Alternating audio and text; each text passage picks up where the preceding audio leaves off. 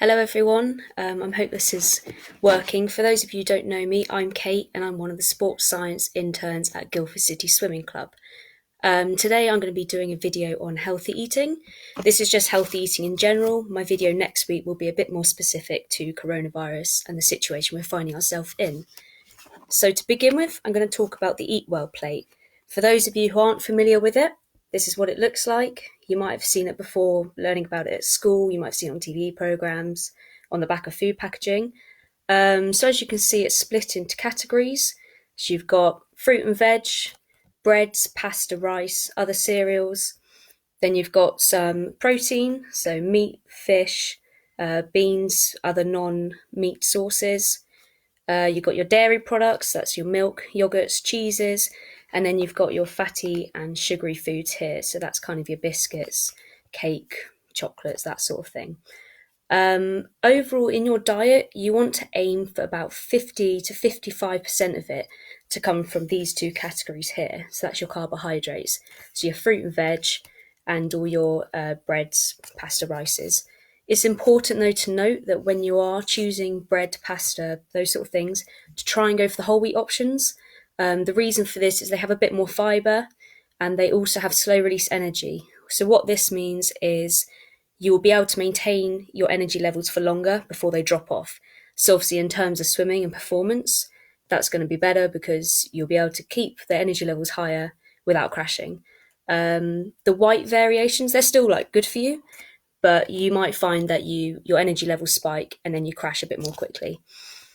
Then you want 30 to 35% of your diet to be from your proteins. So this is meat, fish, nuts, seeds, other non-meat variations, so corn and tofu. Also crossing into this is some of the dairy products, so milk's a really good source of protein as well. Then you've got 10 to 15% of your diet should come from fats. So again, the dairy products cross into this. You've also got your oils, nuts, and then your slightly more unhealthy things, such as biscuits, crisps, cakes. I think it's important to note, again, with fats, try and go for unsaturated fats. So for you, those of you who don't know what unsaturated fats are, they're essentially the good fats. So ones you find in olive oils, nuts, avocado, those sort of things. Okay, moving on, we're going to be talking about portion size.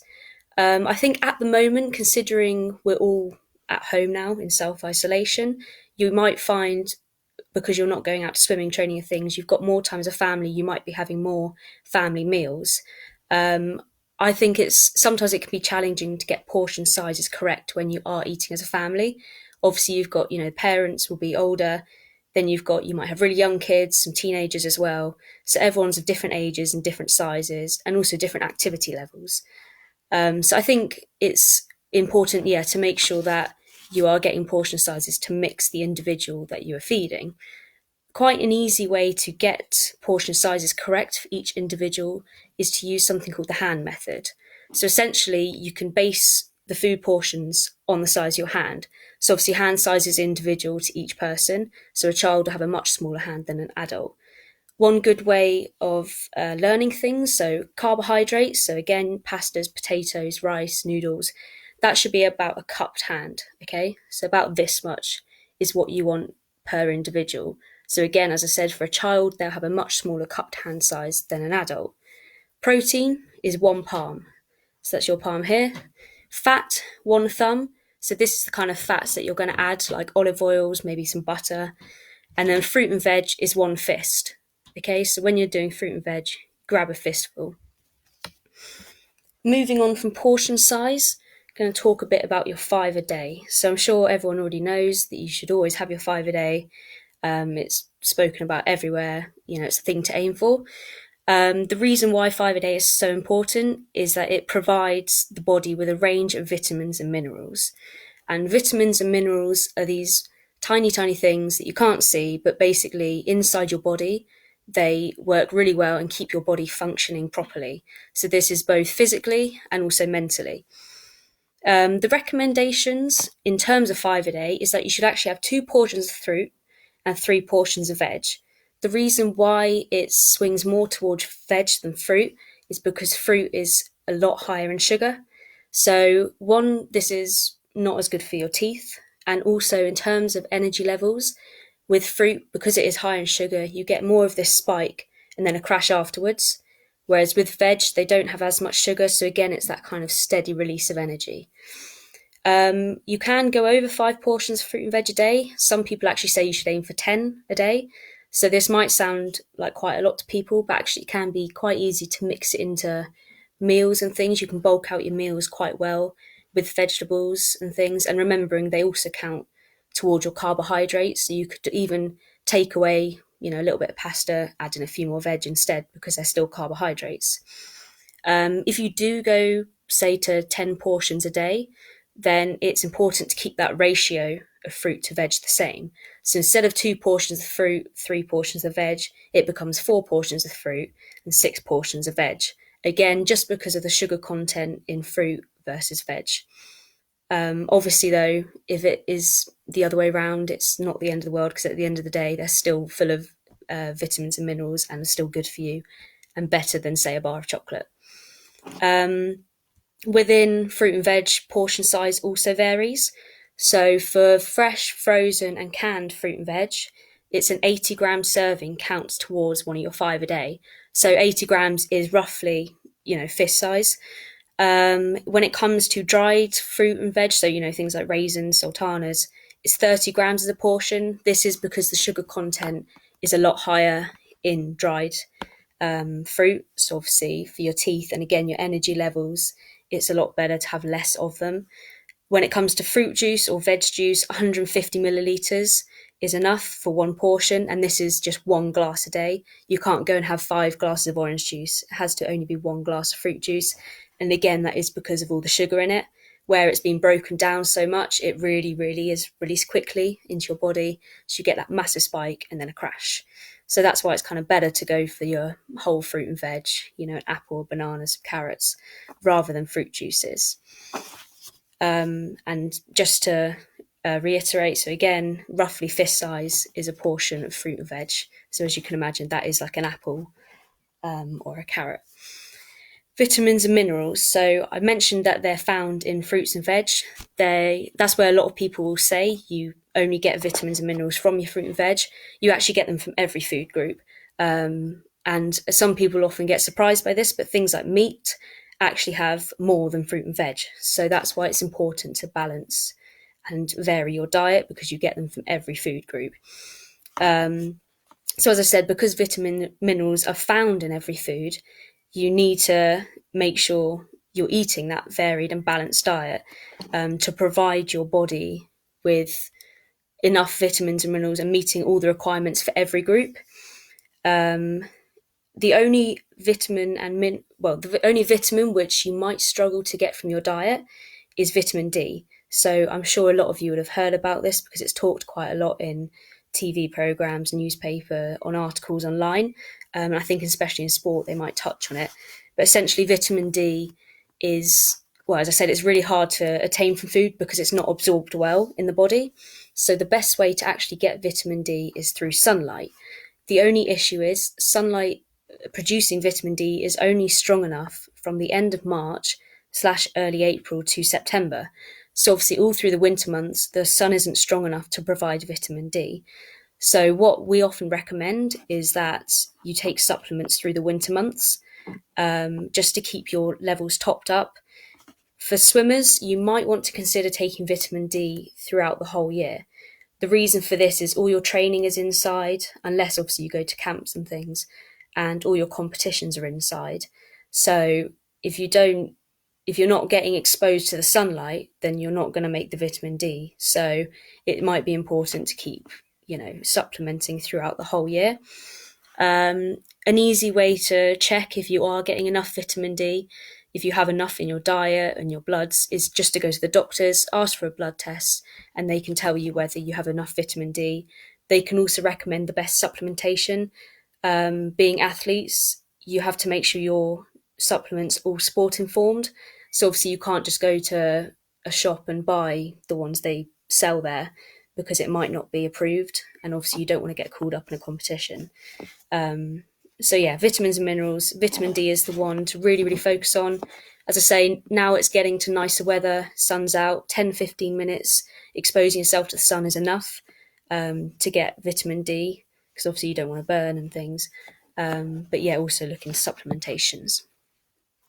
I'm going to talk a bit about snacking now. So I know obviously I do a lot of sport myself, and I find that I'm always hungry, always in like looking for a snack between meals. And you know, snacking, some people frown upon it, but actually it's a really good way to keep your energy levels topped up between meals. If you're an athlete, then obviously you're going to be using a lot of calories throughout the day and even at rest while your body repairs itself. So having snacks is a good way to provide your body with more calories to help keep you at a healthy weight and maintain weight. Snacks also stop you getting hungry between meals, which means when you go to your main meal, you're less likely to overeat and less likely to get your portion sizes wrong. Because often, if you prep a meal when you're hungry, you find you might pile more onto your plate than if you're not, you know, if you're just neutral. It's important to choose your snacks wisely. So aim for snacks, again, that are slow release energy and also contain some protein. So the reason for this is slow release energy is going to keep you like ticking over until your next meal.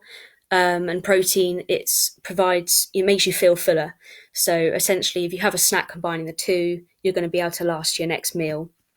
And you also won't get a massive spike. So say if you ate a load of sweets, you'll get a massive spike, crash, you know, half an hour later, you're going to be hungry again.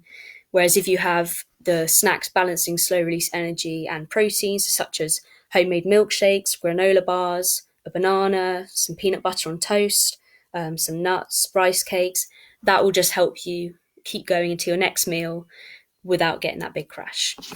It's important, again, to avoid sugary and fatty snacks.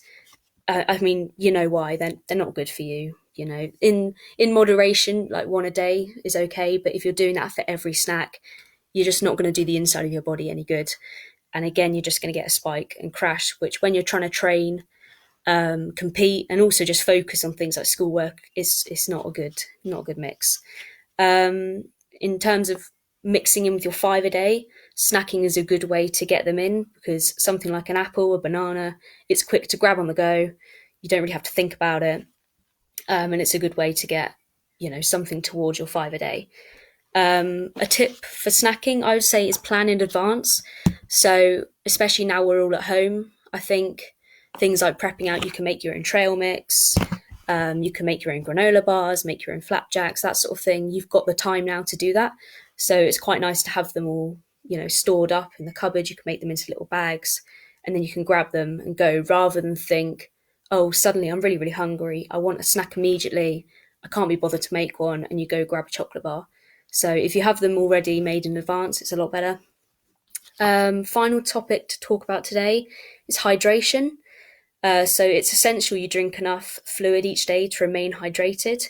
Being dehydrated it reduces your body's ability to function properly, again, both physically and mentally. So I don't know if you've ever been dehydrated before, but you might find that you just feel really sluggish, you feel dizzy, you've got a headache, you can't concentrate. Also, water is actually more important to you for food, so you can't survive without water. So you need to stay hydrated, you know, as I said, to function. The NHS recommends 6 to 8 glasses, so that's around 1.2 litres of fluid per day. This can include water, fruit juice, milk, tea, and coffee. So that all counts towards those 6 to 8 glasses. As athletes, you're likely to require more than 1.2 litres, so probably more in the region of 1.5 to 2 litres. Again, it depends on how much exercise you're doing and also how much you're sweating during those sessions.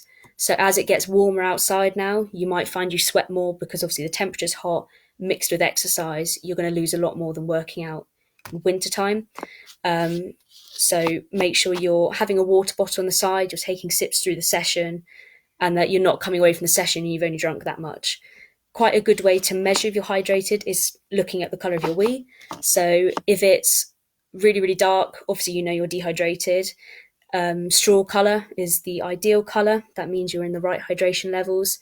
And if it's completely clear, that actually means you're too hydrated. So you can actually get away with drinking a little less. a good idea, just to remind yourself to drink regularly, make sure you're getting enough, and not suddenly realise it's been 2 hours and you haven't had a drink, is just to carry a water bottle around with you. Again, that's probably a lot easier now you're at home. You don't have to worry about moving from, if you're at school, for example, moving from lesson to lesson. You can just have it with you next to you at all times. Every 10, 20 minutes, just take a small sip, and you'll notice it's a lot easier to drink if you've got it next to you, and you'll be able to look at it and realise, oh, I haven't had much water in a while, maybe I should have a sip. And that's just quite a good way to stay hydrated without forgetting. So those are all the topics that I'm going to cover today. There'll be a handout getting sent around, which will just sum up again what I've talked about today. Next week, I'm talking about adjusting nutrition through coronavirus. So we might revisit some of the topics I talked about today, but making them more specific to the situation we're all finding ourselves in now, and just going into more depth on that. I can't see any questions have popped through. I don't know if that's the live video, because sometimes it doesn't always work. So if there are any and I haven't seen them, I will reply afterwards. And also, if you do have any questions spring into your mind afterwards, then just drop an email to gcscquestions@gmail.com. So thank you all for listening, and remember to tune in for Ellen's video on Monday at 6 p.m, and I'll see you all again next week at Wednesday 6 p.m. Thanks for listening. Bye.